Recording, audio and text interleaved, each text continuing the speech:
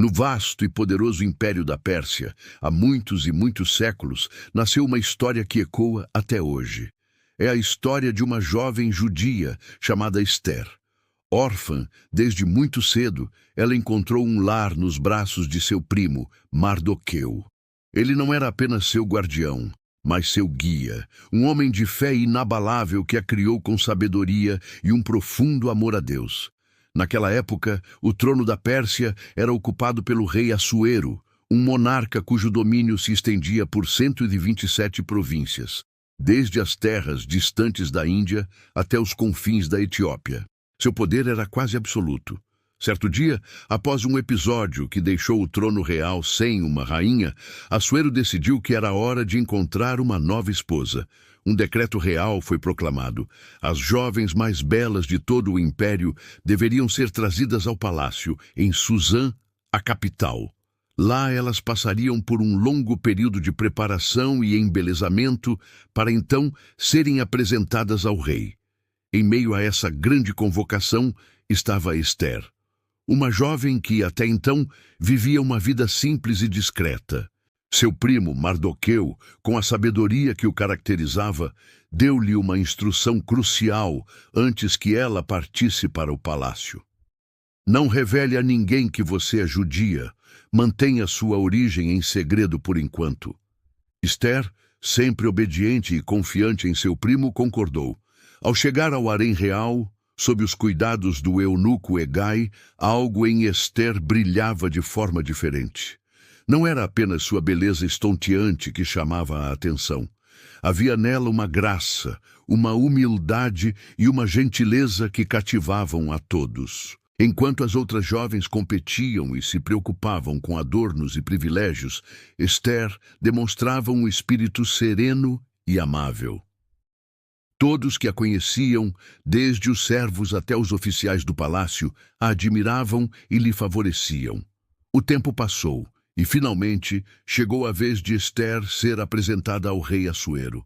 Quando o rei a viu, seu coração foi instantaneamente cativado.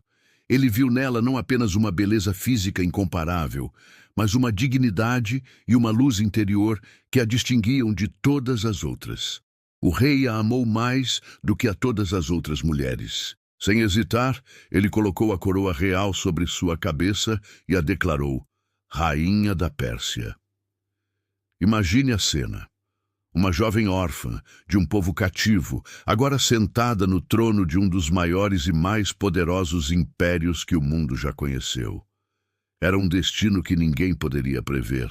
Enquanto a vida de Esther mudava drasticamente dentro dos muros do palácio, do lado de fora, a política do reino seguia seu curso.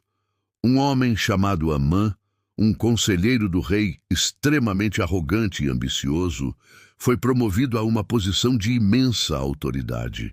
Ele se tornou o segundo homem mais poderoso do império. Embriagado por seu novo status, Amã exigia que todos, sem exceção, se curvassem e se prostrassem diante dele sempre que ele passasse pelos portões do palácio. Era uma demonstração de submissão total. Mas havia um homem que não se curvava. Mardoqueu, o primo de Esther. Sentado diariamente ao portão do rei, ele se recusava a ajoelhar-se diante de Amã. Sua fé o impedia de prestar a um homem a honra que ele reservava somente a Deus. No início, os outros oficiais o questionaram, mas Mardoqueu permaneceu firme. Quando Amã soube dessa afronta, sua fúria foi avassaladora. Seu orgulho ferido não se contentaria em punir apenas Mardoqueu. Sua raiva se transformou em um ódio genocida.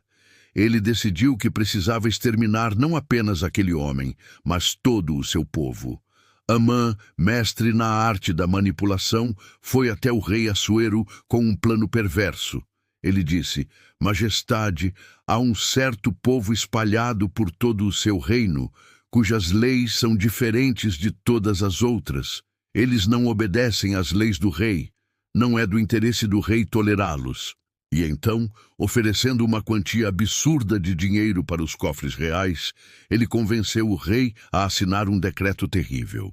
Um decreto selado com o anel real e, portanto, irrevogável, que marcava um dia específico para o extermínio completo de todos os judeus do Império, homens, mulheres e crianças. A sorte, chamada Pur, foi lançada para definir a data, e o dia da destruição foi marcado. Quando a notícia do decreto se espalhou, um profundo desespero tomou conta do povo judeu. Mardoqueu, ao saber da terrível sentença, sentiu seu mundo desabar. Em um gesto de luto profundo, ele rasgou suas vestes, vestiu-se de saco, cobriu-se de cinzas e caminhou pela cidade chorando amargamente. Ele sabia que havia apenas uma esperança, uma pessoa que talvez pudesse interceder, a rainha Ester. Ele enviou uma mensagem a ela, implorando que fosse até o rei e suplicasse pela vida de seu povo. Ester, do conforto do palácio, sentiu o peso daquela responsabilidade. Ela respondeu a Mardoqueu, lembrando-o da lei persa: todos sabem que qualquer pessoa, homem ou mulher, que se aproxime do rei no pátio interno sem ser chamado, tem apenas uma sentença: a morte, a não ser que o rei estenda seu cetro de ouro. Fazia 30 dias que o rei não a chamava. O risco era imenso. A resposta de Mardoqueu foi uma das frases mais poderosas da história. Ele mandou dizer a ela: não pense que por estar no palácio do rei, você será a única entre todos os judeus a escapar. Se você ficar em silêncio neste momento, socorro e livramento virão de outra parte para os judeus. Mas você e a casa de seu pai perecerão. E quem sabe não foi para um tempo como este que você chegou à posição de rainha.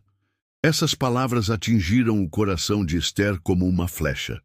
Ela compreendeu que sua posição, sua beleza, sua coroa não eram coincidências.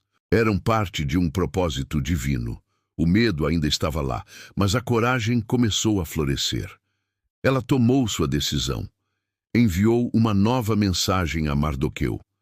Vá, reúna todos os judeus que estão em Suzã e jejuem por mim. Não comam nem bebam por 3 dias e 3 noites. Eu e minhas servas também jejuaremos. Depois disso, irei à presença do rei, mesmo que seja contra a lei. E se eu tiver que morrer, morrerei.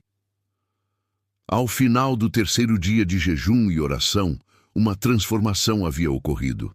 Ester se levantou, vestiu seus trajes reais mais magníficos e, com o coração batendo forte, mas com a dignidade de uma rainha e a fé de uma mulher de Deus, ela caminhou em direção ao pátio interno do palácio. Ela parou onde o rei pudesse vê-la de seu trono. O momento era de pura tensão. A vida dela estava em jogo. O rei Assuero olhou para cima e a viu. E naquele instante, o coração do rei se encheu de favor por ela. Ele sorriu e estendeu seu cetro de ouro em direção a ela. Ester se aproximou e tocou a ponta do cetro. A morte foi afastada. O rei então perguntou: o que você deseja, rainha Ester? Qual é o seu pedido? Mesmo que seja metade do meu reino, eu lhe darei. Mas Ester, com uma sabedoria que ia além de sua idade, não revelou tudo de uma vez. Ela disse: se for do agrado do rei, venha hoje, com Amã, ao banquete que preparei para o senhor. O rei concordou imediatamente. Durante o banquete, ele perguntou novamente sobre o pedido dela. E mais uma vez, Ester foi estratégica. Meu pedido é que o rei e Amã venham amanhã a outro banquete que prepararei, e então eu direi o que desejo. Naquele segundo banquete, com o rei e Amã presentes, o momento da verdade finalmente chegou. O rei, pela 3ª vez, perguntou: qual é o seu pedido, rainha Ester? Com a voz firme, mas carregada de emoção, ela revelou: se encontrei favor aos olhos do rei, e se for do seu agrado, que a minha vida e a vida do meu povo me sejam poupadas. Pois eu e o meu povo fomos vendidos para sermos destruídos, mortos e aniquilados. O rei Assuero ficou chocado. Quem é ele? Onde está o homem que ousou fazer tal coisa?